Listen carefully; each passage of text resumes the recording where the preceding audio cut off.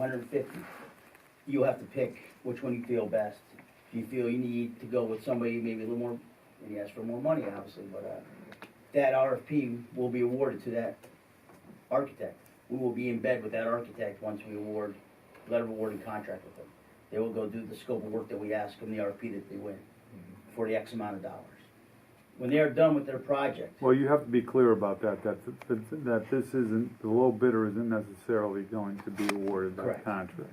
which is always in our RFPs, it's never, it's the best, qualify what meets the needs of the town. So do we interview these firms before the RFPs? Absolutely, yes. We have to go through these. We'll give You know some what I input. would do, Kevin? Here's what you should do. You should decide how many of these you're going to interview. And then you send out the RFP before the interviews. Am I right, Joe? I would recommend that. I would recommend taking these 12 and shortlisting 2, 4, or 5 as suggested by, Kevin, the top 4 firms, and then I would say, and then issue the RFP for those firms. What is your justification for not going with the other 8? Well, I think Because you're not making the selection on the basis of price, like No, I just there's no said. price in there, John. This is just qualifications.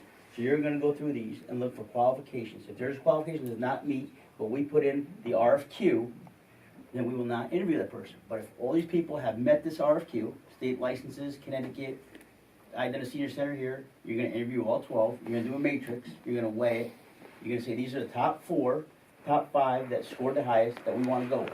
Out of those 4, you give the RFP only, doesn't go to public, doesn't go out on the papers. That's what I just said. Then we agree to the same. Isn't that what I just said? Thank you, Kurt. Okay?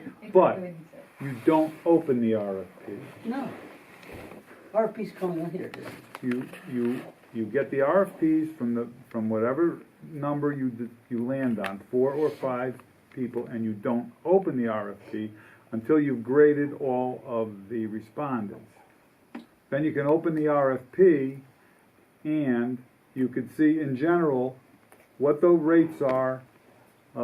They're not going to be able to give you a design fee until they know the scope of the project. You're on step 2, John. This is the step 1. I understand that, but we're talking about this process beginning to end. You've done the RFQ. If you want an RFP, you're not going to send an RFP to all of them. No. Okay, so you're going to limit it to the number of people you're going to interview, and I don't think that